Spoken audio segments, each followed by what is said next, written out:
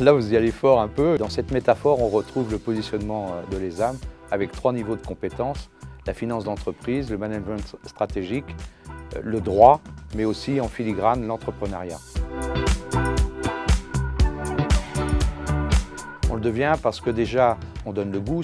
Beaucoup de jeunes ont déjà un peu le goût à l'entrepreneuriat. Et derrière, il y a tout un écosystème que la Why Not Factory met au point autour des jeunes pour que ce soit facilitant pour créer sa propre entreprise. En tout cas, on a tous l'esprit entrepreneurial à la fin. Si on donne le choix au directeur, c'est dès la première année. Pourquoi? Parce que vous allez avoir un filigrane, un fil rouge, je veux dire, tout au long de la formation. Venir en MBA chez nous, c'est choisir la voie de l'expertise, que ce soit en finance, en droit ou en management, puisque ces programmes-là sont après le Master 2, après le Master of Science, et c'est vraiment un programme d'experts. Non, ce n'est pas old school du tout. Dès la première année, ils vont à l'international. Ils voient une autre pédagogie, une pédagogie anglo-saxonne, ce qu'on appelle les méthodes inversées. Et donc, tous les ans, on remet au goût du jour et l'intégralité des supports et la façon dont on va donner les cours. Alors, le tour du monde à l'ESAM, il est obligatoire. Et il se fait de fait, puisque l'équipe est internationale. Les cours sont donnés beaucoup en anglais, la plupart, 75% des cours sont en anglais. Et puis après, on a des initiatives. On va à San Francisco pour un séminaire entrepreneurial. On va soutenir un cadre de finance à Harvard.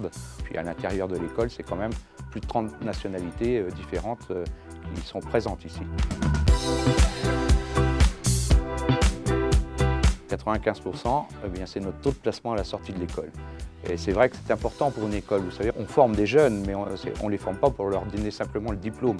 On les forme aussi pour leur apporter un job, et un job avec un salaire décent.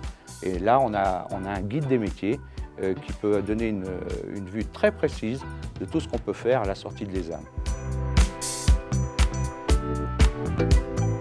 Les 3, mon capitaine. Les 3, bien sûr, l'humanisme, c'est la pédagogie de l'entraide, la pédagogie d'accompagnement. C'est tout le côté humaniste avec tout ce que ça recoule derrière. Le professionnalisme, c'est le placement à la sortie de nos formations au groupe IGS.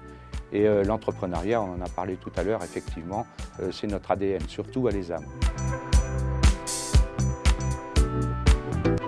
Le super pouvoir, je dirais, c'est de vraiment accompagner les étudiants jusqu'au bout de leur cursus. Et il y a un esprit particulier, un esprit d'entraide. Moi, je le dis souvent aux étudiants, vous êtes là dans votre promo, vous arrivez, je suis content que vous nous faites confiance, vous ne regretterez pas parce que ceux qui sont sur le quai aujourd'hui arriveront sur le quai demain tous ensemble.